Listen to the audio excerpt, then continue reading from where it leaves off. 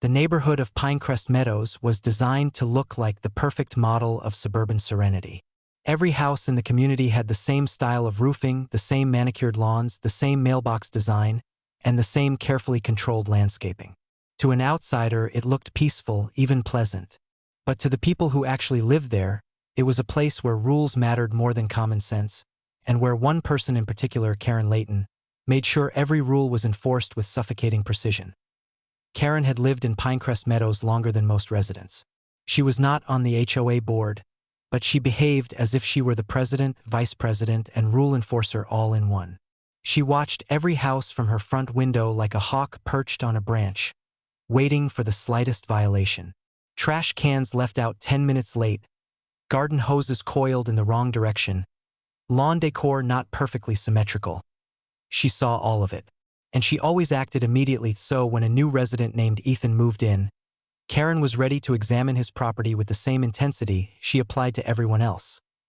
Ethan was a quiet resident, someone who worked long hours and kept mostly to himself. He didn't host parties, didn't leave noise disturbances, didn't clutter the sidewalks. The only thing that made him stand out was his car, a sleek, black, fully restored 1998 muscle car that he kept meticulously clean. The car gleamed every morning, reflecting the sunlight like a polished gemstone. To most people, it was impressive. To Karen, it was a threat. She believed it didn't match the suburban aesthetic of the neighborhood.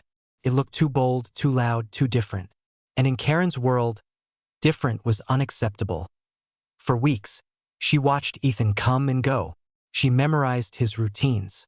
She noted where he parked the car, his own driveway, fully within property boundaries. She studied every angle, searching for a rule violation she could use. Eventually, she found something she believed would work: a clause in the HOA handbook about vehicles that do not align with the visual standards of the community. The rule was vague, rarely used, and intentionally flexible. But it was enough. One afternoon, Ethan returned home to find an envelope taped to his door. It contained a formal notice from the HOA stating that his vehicle had been deemed inappropriate for the neighborhood.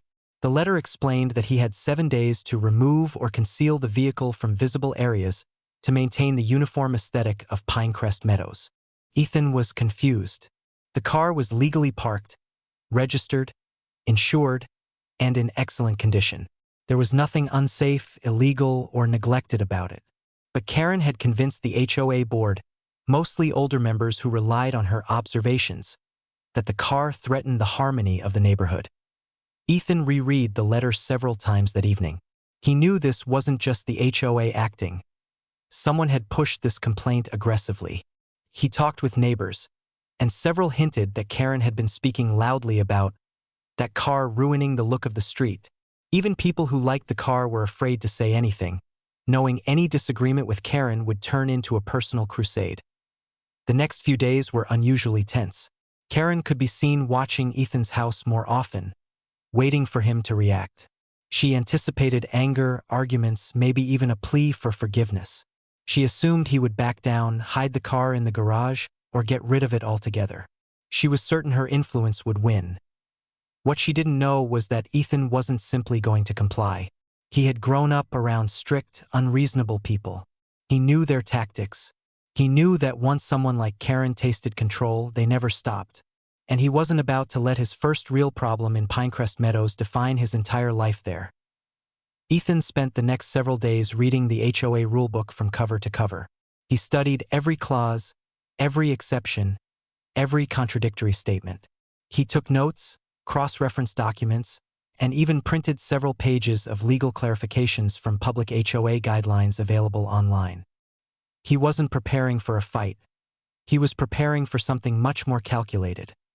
While he researched, the neighborhood watched the situation unfold with curiosity. Some residents supported Ethan quietly, hoping someone would finally stand up to Karen. Others stayed silent out of fear, and Karen herself grew increasingly smug, expecting a surrender letter at any moment. But Ethan wasn't surrendering on the 6th day, the night before the deadline stated in the violation notice. The neighborhood saw something unusual. Ethan pacing around his driveway, measuring distances, marking spaces with chalk, and reviewing paperwork. Most residents didn't understand what he was doing. Karen watched with narrowed eyes from behind her curtains. Ethan's calmness bothered her. She had expected him to panic.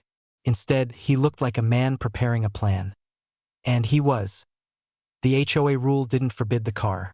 It only forbade it from being visible in areas not designated for vehicle storage. But the rulebook also contained a forgotten amendment about temporary vehicle placement zones during community events, landscaping activities, or maintenance projects. Ethan realized something clever. The HOA left large loopholes for temporary structures used for community-approved reasons. By their own definition, a car could be parked temporarily in certain places if those spaces were involved in an active project. It didn't specify what the project had to be or how long it needed to last. The rule was vague because the HOA never thought anyone would read it closely. But Ethan had at sunrise on the 7th day, the deadline. Ethan put his plan into action. The entire neighborhood woke to see the muscle car parked in a place no one had ever seen a vehicle before. Not in his driveway, not on the street, not in his garage, but somewhere far more shocking. Somewhere that made Karen leap out of her house in disbelief. Somewhere that caused residents to come outside with confused faces, trying to understand what they were looking at. The car was parked directly on the HOA's own front lawn. Perfectly aligned, perfectly legal, perfectly within the loophole Ethan had found. Karen was stunned. The HOA board was furious. The neighborhood was speechless. And Ethan was just getting started. The sight of Ethan's car sitting boldly on the HOA's front lawn created a shockwave through Pinecrest Meadows. The lawn was considered sacred ground, a meticulously trimmed patch of grass that the board took great pride in maintaining. It stood at the center of the neighborhood, a symbol of their authority and the rigid order they enforced. No one had ever dared to touch it, let alone park a car on it. Yet there it was, gleaming in the early morning sun like a quiet act of rebellion. Residents gathered slowly, forming clusters of whispering observers along the sidewalks. Some were amused, others stunned, and a few secretly thrilled that someone had finally challenged the system that kept everyone on edge. Karen arrived on the scene moments later, marching toward the HOA lawn with frantic energy. Her expression was a blend of disbelief and outrage. This wasn't the reaction Ethan had expected. This was something far more emotional. Her face tightened, her jaw clenched, and she hovered near the car as if afraid to touch it, afraid to even breathe too close to it, but desperate to assert control. The HOA president, a quiet man named Mr. Davenport who rarely intervened in disputes unless absolutely necessary, approached shortly afterward. He didn't shout or panic, but the tremor in his steps betrayed his frustration. The board members flanked him, each one wearing a look of discomfort. None of them had predicted anything like this. Their carefully constructed authority had never faced such a blatant challenge. Meanwhile, Ethan stood calmly near the HOA building entrance, holding a folder of papers. He didn't confront anyone. He didn't raise his voice. He simply observed the board struggle with the mess they had unintentionally created. While residents continued to gather in growing numbers, word spread throughout Pinecrest Meadows that the car was parked legally. According to Ethan, at least. Rumors circulated that he had found a loophole, that the HOA's own rulebook lacked clarity, and that the placement qualified as a temporary project zone. Some residents debated whether the board had truly lost control of the situation, or whether this was merely a stunt that would lead to harsher punishments. Others quietly admired Ethan's boldness, whispering among themselves about the time Karen scolded a neighbor for leaving a basketball hoop visible from the street or fined another for planting the wrong shade of tulips. The division among the residents began to surface. Some sided with the board, believing rules were rules. Others felt the rules had been abused for too long, manipulated by people like Karen who thrived on enforcing technicalities rather than fostering a sense of community. As the board reviewed the rulebook, often, frantically, and without confidence, Ethan quietly studied their behavior. He knew they were hoping to find an error, a clause that could override his interpretation. But he also knew the handbook was filled with outdated and vague language. It was only a matter of time before they realized they had cornered themselves by allowing certain amendments to exist without refining or clarifying them. The board eventually asked the residents to disperse while they held an emergency meeting inside the HOA office. The crowd thinned slowly, but people lingered nearby, waiting to see what would happen. Karen stood outside like a guard, glaring at Ethan every time she caught his eye, convinced that her complaint had led to chaos she didn't intend, but still believing she was right. Inside the HOA building, tension grew. The board debated their options, but every potential solution contradicted something in their own documentation. They could not tow the car. Ethan had already contacted a lawyer to confirm that it was illegal to remove a vehicle from an area that technically met the temporary project criteria. They could not fine him. The ambiguity of the rules made it impossible to assign blame without risking legal backlash. And they certainly couldn't ignore the situation. Doing so would publicly expose their weakness. By midday, the board members were visibly exhausted. Their authority had taken a severe blow, and they struggled to find a way to reclaim it without escalating the situation further. The more they discussed, the more they realized how flimsy their control actually was. Their system relied heavily on residents not questioning the rules. Now that someone had challenged it openly, everything felt unstable. While the board continued to deliberate, Ethan walked back home, content to let them wrestle with the problem on their own. His plan wasn't simply to make a statement.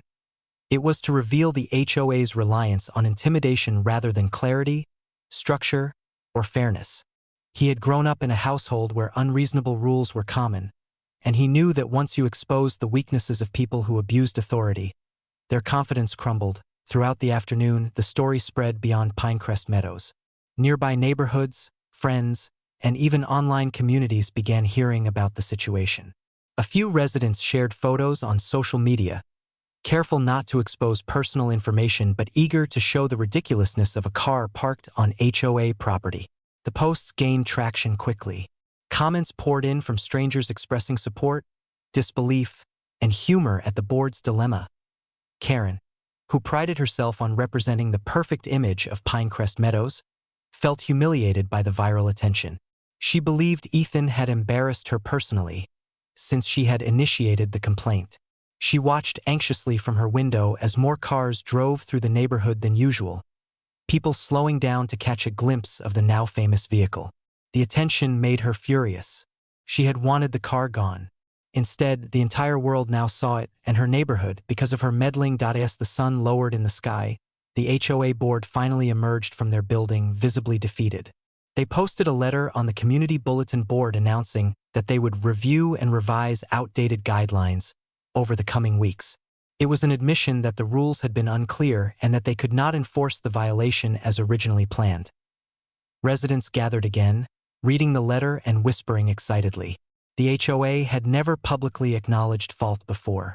This shift in tone felt momentous, almost historic. Some people smiled. A few even laughed. Others remained cautious, worried about what changes might come next. Karen, however, was furious. She had expected the board to stand firm, to punish Ethan for defying her complaint. Instead, they had backed down. And in her mind, this made the neighborhood look weak. But Ethan understood something the others didn't. The board's retreat wasn't the end of the conflict. It was the beginning of an unraveling, one that would expose how deeply flawed the HOA had become. The car remained on the lawn overnight, a symbol of the shift that had taken place. Ethan knew the board would try to retaliate somehow, even subtly. People like Karen and those who supported her couldn't accept being challenged without trying to regain control. And he was prepared. Because while Pinecrest Meadows slept, Ethan continued planning the next stage of his quiet war. The days following the emergency HOA meeting unfolded like the slow untangling of a very messy knot. One everyone had pretended wasn't tightening around them for years. The neighborhood had always been a carefully maintained illusion, a place where people hid their conflicts behind manicured lawns and polite waves. But now the tension was no longer concealed. It lay exposed, as visible as the neon blue car that had started it all. Karen's meltdown had done more damage than she realized. Her outburst didn't just embarrass her, it woke everyone up. Neighbors who had quietly suffered under her constant complaints now recognized how much power she had taken for granted. And more importantly, they realized how much authority she shouldn't have had in the first place. For the first time in years, the neighborhood group chat didn't revolve around lawn height violations or passive-aggressive reminders about trash bins. Instead, It turned into a stream of screenshots, old grievances, and testimonies. Every petty rule Karen had twisted for her own benefit resurfaced. Every selectively enforced violation was exposed. Small stories, like the family fined for having holiday lights up 2 days too long, were now connected to the bigger picture. And the bigger picture was that Karen had been running the HOA like her personal kingdom as the complaints poured in. The HOA board could no longer ignore what was happening. The members knew that if they continued allowing Karen's behavior, they would be seen as complicit. They also knew the neighborhood was watching closely, and tensions were reaching a point where something had to give. A formal meeting was called. This time without Karen's fingerprints on the announcement. The board insisted the meeting was simply a routine review of neighborhood policies. But everyone knew it was more than that. When the notice went out, residents whispered to one another, shared rides to the community hall, and made sure every seat would be filled. Karen, of course, arrived early. She sat in the front row, her posture stiff and righteous, as if she fully expected an apology for how she had been treated. In her mind, she was the victim, wronged, misunderstood, and unappreciated despite her years of dedicated service. She didn't see the stares from her neighbors. She didn't see the way people avoided sitting near her. She didn't see the resentment, or she refused to. When the board gathered at the front, the atmosphere was heavier than ever. The members exchanged uneasy looks before beginning. They spoke with measured voices, carefully laying out the findings from their internal review. They cited complaints, more than they had expected. They referenced rules that had been altered without approval, fines issued without proper documentation, violations enforced with obvious bias. And finally, they addressed the breaking point. The recent incident involving the car. Though names weren't used, everyone knew who they were talking about. Karen shifted in her seat repeatedly, her confidence visibly cracking. Her foot tapped anxiously, her hands clasped and unclasped. Each accusation chipped away at her carefully constructed facade. She opened her mouth several times to interject, but each time, the board continued speaking, refusing to give her the control she was used to wielding. When the announcement finally came, that Karen was being removed from the HOA board effective immediately, the room didn't erupt into cheers. Instead, the reaction was quieter, deeper. It was the kind of collective relief that came from a long overdue correction. A deep breath everyone had been holding for far too long was finally released. Karen, however, didn't breathe at all. She stood abruptly, her chair scraping loudly against the floor. Her face was a mixture of disbelief and rage. Without a word, she stormed out of the room. The door slammed so hard behind her that the sound echoed through the hall. No one followed her. No one tried to stop her. And for the first time, she left behind a room full of people who weren't intimidated by her departure. In the days that followed, the community began to heal. Policies were rewritten with transparency. Fines were reviewed and, in many cases, refunded. Neighbors who barely spoke to one another before began bonding over the shared trauma of surviving Karen's reign. People laughed openly, exchanged stories, and even joked about making a Karen recovery support group. As for the homeowner with the neon blue car, they continued living peacefully. The car remained exactly where it was allowed to be, shining brightly in the driveway like a symbol of reclaimed independence. No complaints, no warnings, no midnight surveillance disguised as neighborhood safety checks. The HOA, now operating fairly for the first time, even revised their parking guidelines to eliminate vague terms like neighborhood aesthetic. It was a small change but an important one, because it prevented the same kind of misuse from ever happening again. Meanwhile, Karen avoided public appearances for weeks. Rumors circulated that she tried to file a complaint with a county office, but it was dismissed immediately. Others said she attempted to rally a small group of supporters, but even they distanced themselves when they realized how far she had pushed things. Eventually, the dramatic attempts quieted down. Her control was gone, and everyone could finally move forward. The neighborhood felt lighter, calmer, more human. Sometimes all it takes is one absurd complaint, one dramatic confrontation, and one unexpected act of perfectly legal revenge to unravel years of silent oppression. And in this case, the downfall of one overzealous Karen became the beginning of a new, More peaceful chapter for everyone else that in the end, the community learned a simple truth. When someone tries to weaponize the rules, the most powerful response is to follow those rules too perfectly. So perfectly that their own hypocrisy becomes impossible to ignore. And nothing proved that better than a car Karen tried to ban, but couldn't.